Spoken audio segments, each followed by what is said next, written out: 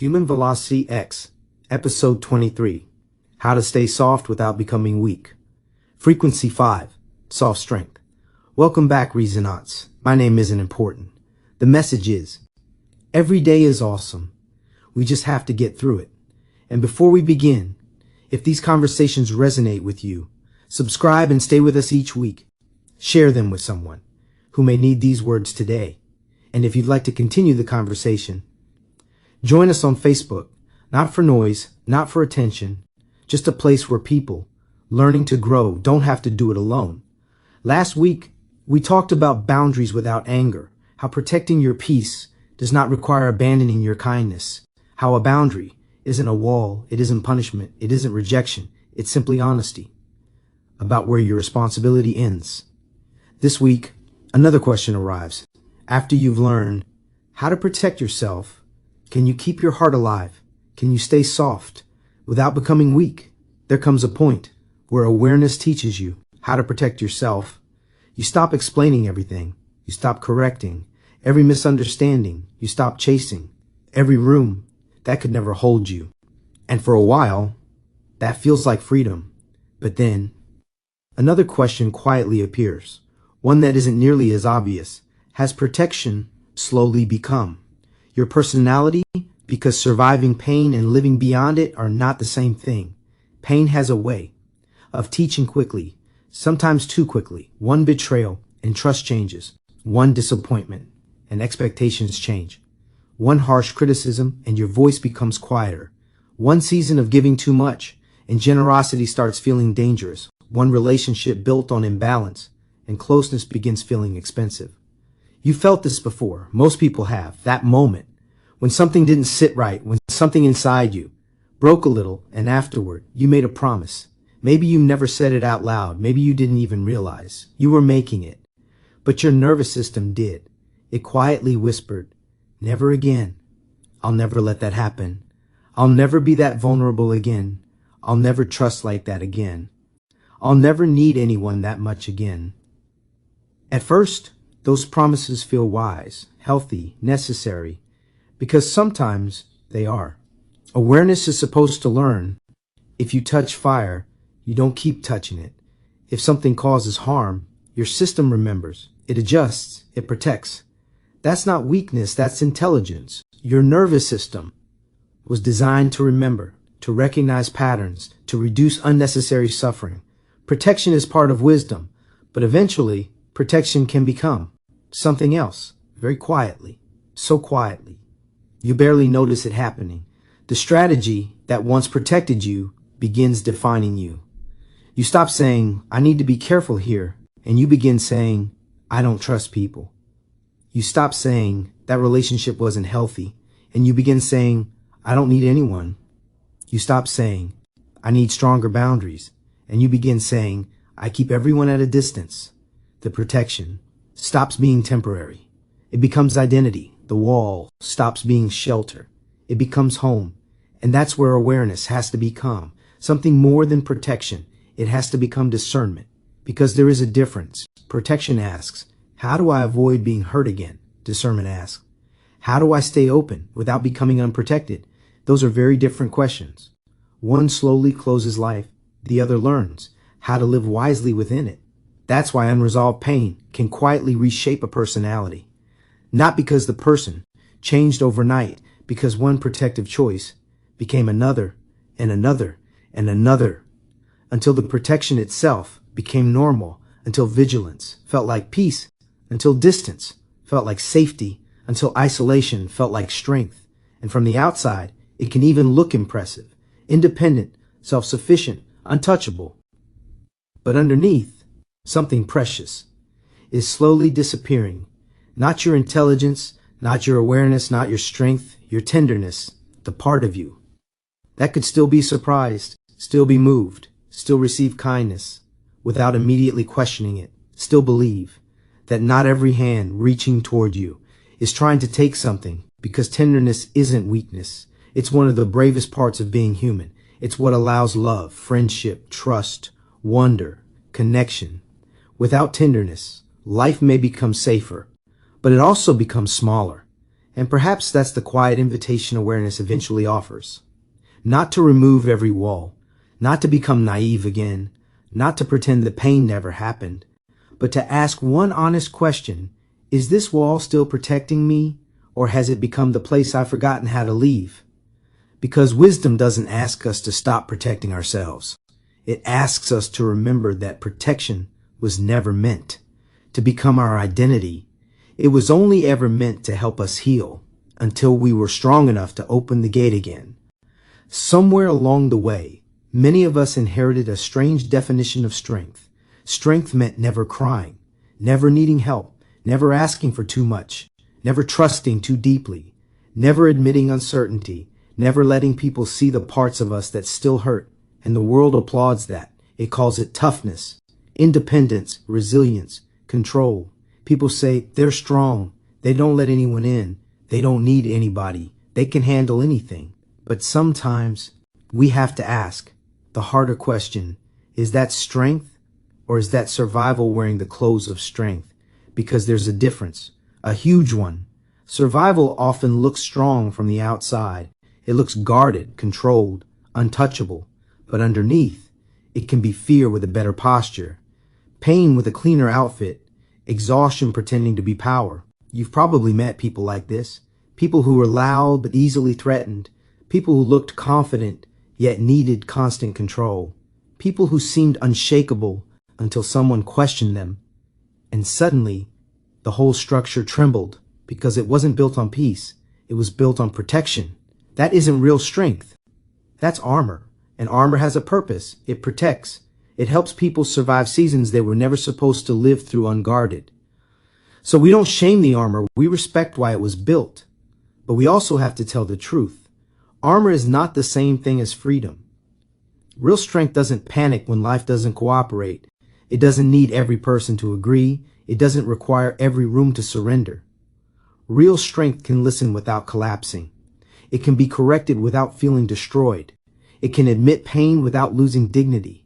It can stay gentle without becoming fragile. It can tell the truth without becoming cruel. It can love deeply without abandoning itself. That's a different kind of strength. Quieter, cleaner, harder to fake, because anyone can build walls after being hurt.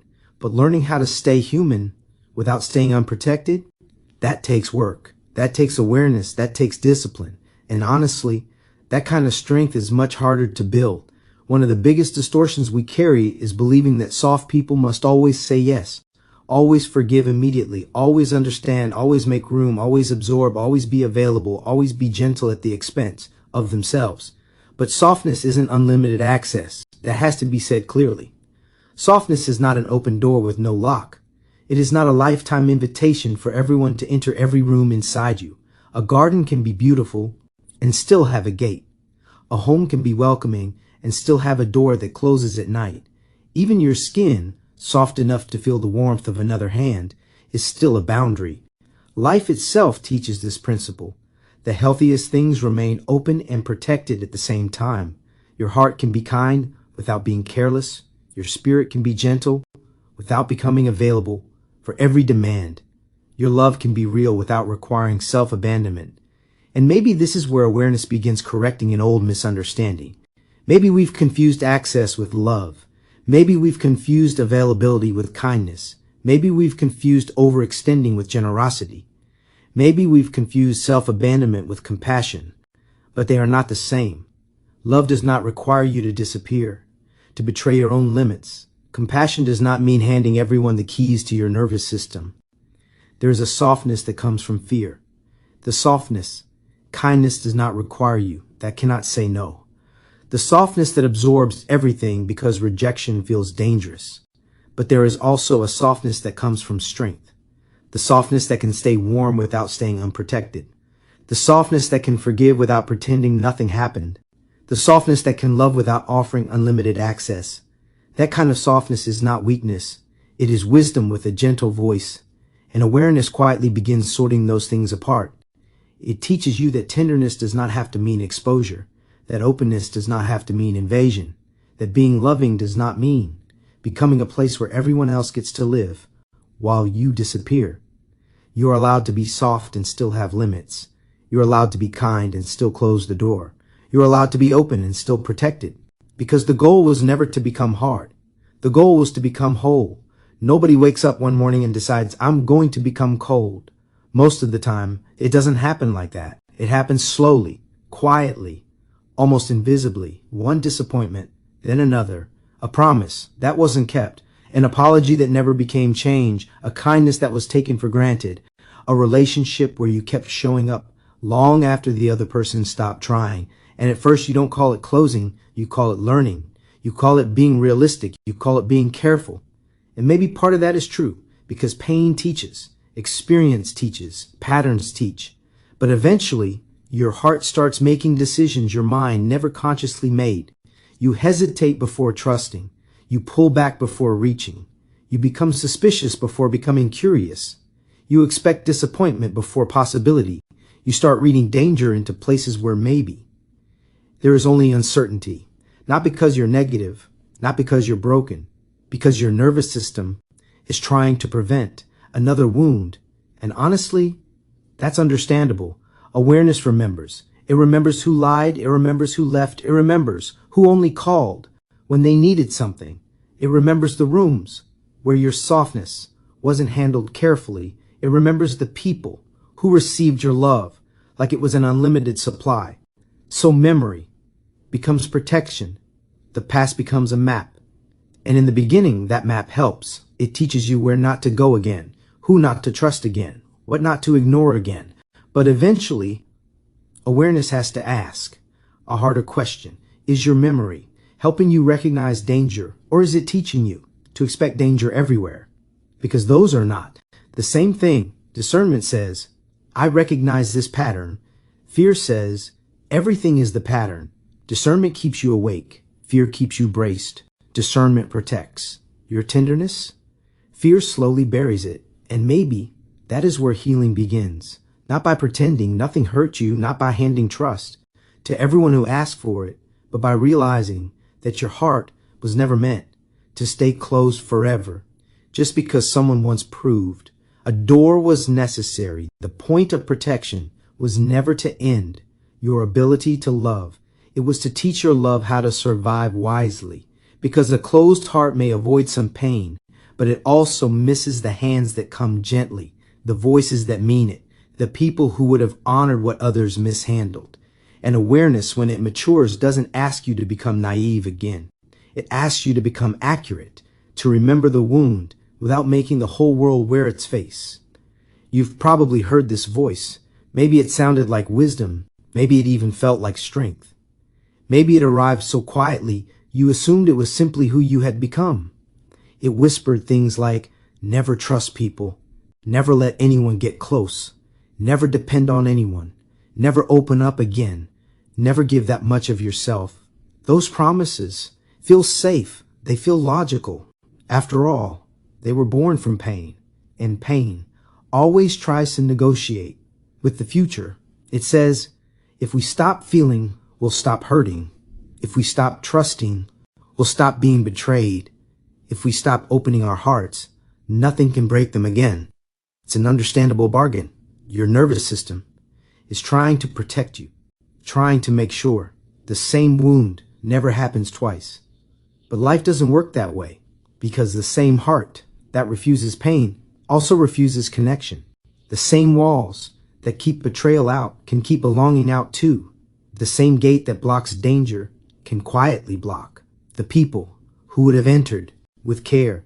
That's the tragedy of unresolved protection. It succeeds at keeping hurt away while accidentally keeping love away too. That's why awareness has to grow into something deeper, not more guarded, more discerning, because suspicion and discernment are not the same thing. Suspicion says everyone is dangerous. Discernment says some people are unsafe. Suspicion says never again. Discernment says not like that again. Suspicion closes every door. Discernment learns which doors deserve to open. Suspicion expects betrayal. Discernment pays attention. Suspicion makes decisions before people arrive. Discernment waits until reality speaks. That's a world of difference, because one is ruled by yesterday, The other learns from yesterday, without becoming imprisoned by it. And perhaps that's what healing really looks like. Not forgetting the pain, not pretending the betrayal never happened, not becoming naive. Healing says, I remember and I learned, but I refuse to let one chapter write every chapter that follows. That takes courage, because it's much easier to build a wall than it is to build a gate.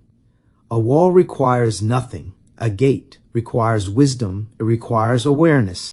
It requires the willingness to open slowly, to observe honestly, to close when necessary, and to welcome what proves itself worthy. That is soft strength, not a heart that never gets hurt. A heart that remains open enough to love while becoming wise enough to protect what love was always meant to grow inside. Here's something people don't talk about enough.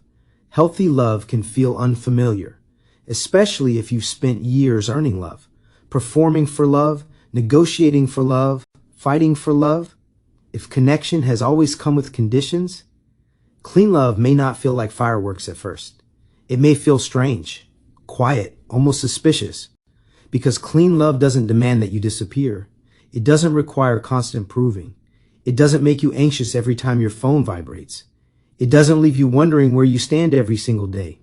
It doesn't turn affection into a test. It doesn't make peace feel temporary. Clean love has boundaries. It has honesty. It has respect. It has room for two whole people to exist without one person having to shrink so the other can feel secure. And strangely, that kind of love can feel uncomfortable at first. Not because it's wrong, because chaos used to feel normal. If you spent years confusing intensity with intimacy, peace might feel boring. If you spent years mistaking anxiety for passion, stability might feel unfamiliar. If you spent years earning affection through usefulness, being loved without performing might feel almost unreal. But sometimes peace feels unfamiliar until your nervous system learns it no longer has to survive. You've felt this before, that strange moment when kindness didn't come with conditions, when someone respected your no without punishing you, with distance, when someone listened without preparing their defense, when someone corrected something, because they cared about the relationship, not because they were trying to win, when someone showed up consistently without making you beg for basic consideration. Your body notices that long before your mind finds the words. Your shoulders soften, your breathing changes, your thoughts slow down, you stop scanning for the hidden cost. And maybe that's when awareness realizes something important. Love was never supposed to feel like constant negotiation. Connection was never supposed to require self-erasure. Tenderness was never supposed to be purchased. With exhaustion, clean love feels different because it doesn't ask you to abandon yourself in order to keep it. And if that feels unfamiliar, give your nervous system time. Sometimes healing isn't learning how to survive chaos better. Sometimes healing is learning how to finally receive peace without mistrusting it. Many of us learned kindness the wrong way, not because anyone wanted to hurt us, because that's what we saw. That's what we experienced. That's what we adapted to. We learned that kindness meant being available, agreeable, self-sacrificing, always understanding, always flexible, always making room, always being the one who adjusted, always becoming smaller so someone else could remain comfortable. And for a while, that felt like love. It felt like maturity. It felt like being a good person. But eventually, something inside us begins asking a different question, a quieter question, a harder question. Who is making room for me? Who notices when I'm tired? Who asks what I need? Who protects my peace the way I've tried to protect theirs? That question isn't selfish. It's honest. Because relationships are meant to have movement in both directions, care in both directions, respect in both directions. If all the movement is flowing away from you, eventually there's nothing left to give. Because kindness that requires your disappearance isn't kindness. It's imbalance. And imbalance always creates a cost. Maybe not today, maybe not tomorrow, but eventually. Eventually the exhaustion arrives, the resentment arrives, the loneliness arrives.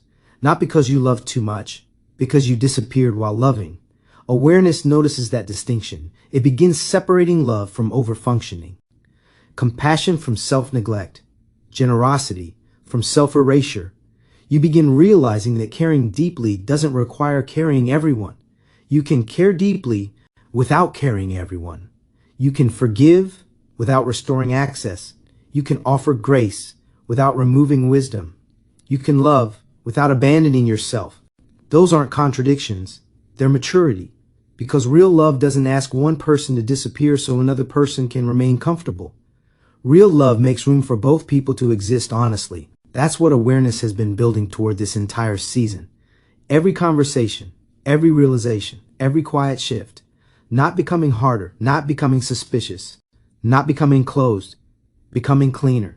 Cleaner in your decisions, cleaner in your relationships, cleaner in your boundaries, cleaner in the promises you make to yourself, cleaner in the way your heart moves through the world. And something beautiful begins happening. Your kindness stops coming from obligation. It stops coming from guilt. It stops coming from fear that you'll lose love if you stop proving yourself. Instead, it starts coming from freedom. You help because you choose to. You give because you have room to give. You stay because you genuinely want to stay. You say yes without betraying yourself. And you say no without condemning someone else. That's a different kind of kindness. It feels lighter, quieter, more sustainable, because it's no longer trying to earn the right to be loved. It's simply expressing the love that already exists inside someone who finally understands they never had to disappear to deserve a place in this world. They're simply living from who they've become. And perhaps that's the cleanest form of kindness there is. Soft strength sounds beautiful until life tests it, because staying soft is easy around people who respect softness. It's easy when the room is safe, easy when the conversation is gentle, easy when nobody is pushing your limits, easy when no one mistakes your patience for permission. But the real test comes when softness meets the real world, the impatient coworker, the family member who hears your boundary as disrespect, the friend who only values your kindness when it benefits them, the person who wants access without accountability, the room where your calm gets mistaken for weakness, the relationship where your forgiveness gets treated like a reset button, the moment where someone assumes because you are kind, you must also be easy to control. That's where soft strength becomes more than an idea. It becomes movement. Because in that moment, something inside you has to choose. Do I harden? Do I shut everything down? Do I become cold so no one can reach me? Do I collapse? Do I abandon myself just to keep the peace? Do I become cruel just to feel safe? Or do I stay clear without becoming cold? That is not easy. That is discipline. That is the work. Because softness without discernment gets wounded. It keeps giving access where wisdom already said, be careful. And strength without softness gets lonely. It protects the heart so completely that nothing nourishing can reach it either. But soft strength stands between them. It keeps the heart open and the gate working. It can say no without hatred. It can step back without revenge. It can speak truth without trying to destroy. It can recognize harm without becoming harmful. That's the difference. Soft strength says, I can see this clearly and still not become ugly because of it. I can protect myself without losing myself. I can remain kind without becoming available for disrespect. And that's when you know softness has matured, not when it avoids the real world, but when it walks into it with eyes open, heart intact, and boundaries strong enough to keep love from becoming self-abandonment. Peace is often misunderstood. Some people think peace means letting everything happen, no disagreement, no confrontation, no difficult conversations, no truth spoken. If truth might create discomfort, no resistance, no boundaries, no disruption of the atmosphere. But peace without a spine is not peace. It becomes performance. It looks calm on the outside, while resentment is gathering underneath. It smiles politely, while something inside is slowly becoming bitter. It keeps the room quiet, but not honest. And you've seen this before. A family that says, we don't argue here, but everyone walks on glass. Everyone knows what not to mention. Everyone knows whose mood controls the room. Everyone knows which truth would make the table shake. That's not peace. That's fear with manners.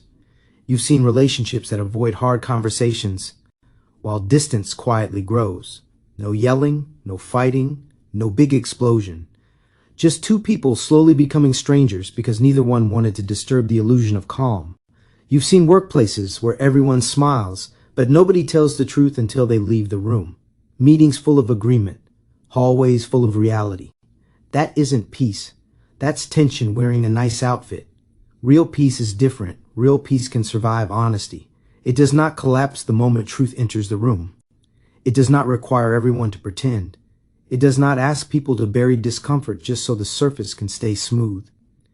Real peace has enough strength to tell the truth without turning truth into a weapon. It can say, this isn't working, without needing to destroy anyone. It can say, this hurt me, without needing revenge. It can say, I need something different, without making the other person the enemy. That's what soft strength does. It doesn't pretend something is fine when it isn't. It doesn't confuse silence with healing. It doesn't mistake avoidance for maturity. But it also refuses to become destructive while naming what is real. Soft strength says, we can be honest and still be human.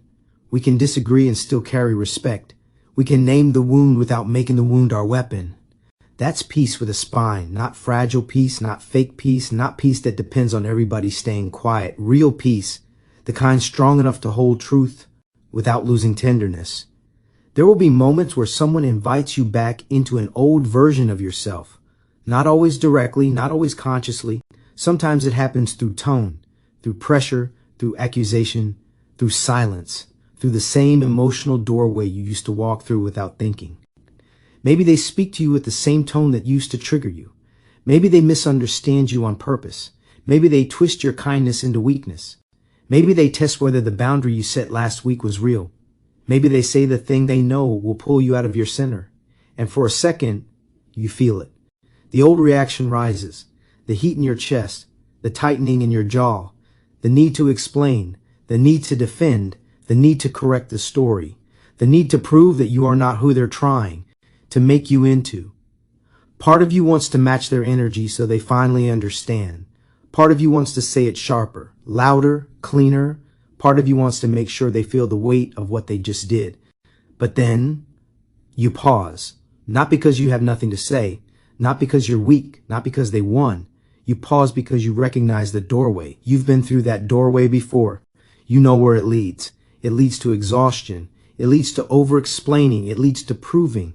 It leads to giving your peace to someone who wasn't even trying to understand you. It leads to becoming a version of yourself you no longer want. To practice, and that word matters. Practice, because every reaction is practice every time you return. To an old pattern, you strengthen it. Every time you choose differently, you weaken its grip. So instead of taking the bait, you stay steady, you breathe, you let the first wave pass, you answer clearly, or maybe you don't answer at all. Not everything thrown at you deserves to be caught. Not every accusation deserves a courtroom. Not every misunderstanding deserves your whole nervous system. Sometimes the cleanest response is not escalation, it's alignment. You let your movement speak cleaner than your reaction would have. You don't punish. You don't perform peace. You don't collapse. You don't become cruel just to feel powerful. You simply remain yourself, clear, present, protected. And afterward, maybe nobody claps. Maybe nobody notices. Maybe the other person still doesn't understand. But something inside you knows. Your body knows. Your nervous system knows. Your spirit knows. That was strength. Not loud strength. Not dramatic strength. Not the kind that needs witnesses. Soft strength. The kind that refuses to let someone else's chaos become your identity again. The kind nobody claps for. But your nervous system remembers. Some people will call your growth cold. Not because it is cold, because it no longer burns.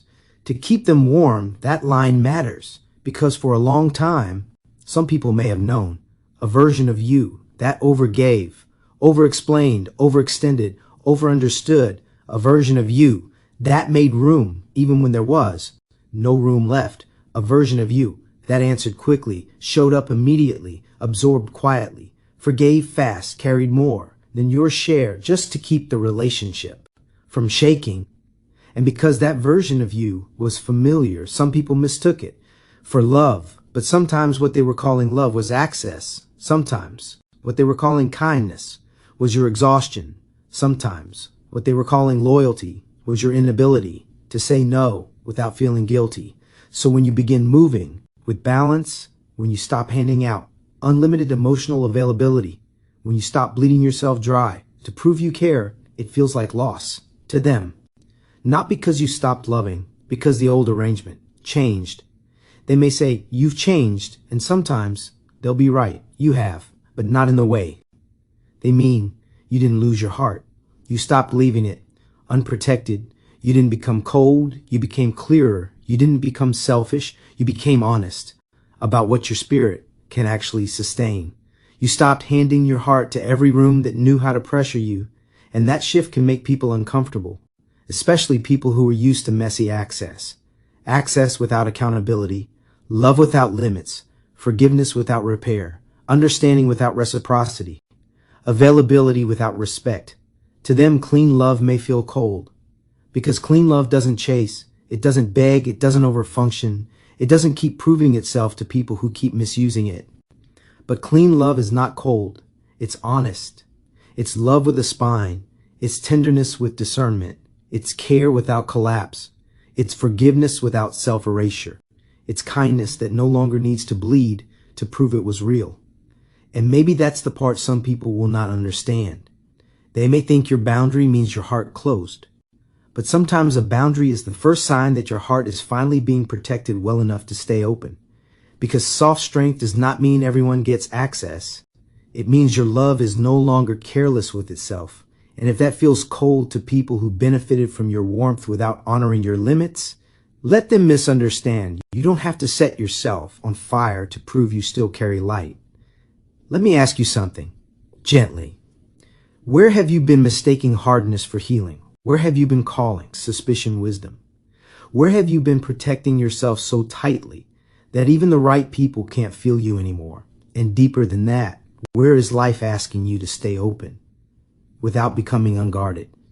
Because there is a difference between a protected heart and a buried one. One is alive, the other is just safe. Take a breath. If today's conversation helped put words to something you've been carrying, thank you for spending this time with us, dedicated to those who refuse to let pain decide who they would become, who chose discernment instead of suspicion, and who are discovering that a protected heart doesn't have to become a hardened one. If you're enjoying the journey, share this episode with someone who may need it. Subscribe wherever you're listening, and if you'd like to continue the conversation, join us on Facebook. We're building a community of reasonauts, people learning to move through life with awareness, discernment, and purpose. Next week, we step into one of the deepest conversations of this season, when faith stops looking like religion, not a discussion about institutions, but about what remains, when performance falls away and only genuine faith is left. Every day is awesome. We just have to get through it. I'll see you in episode 24.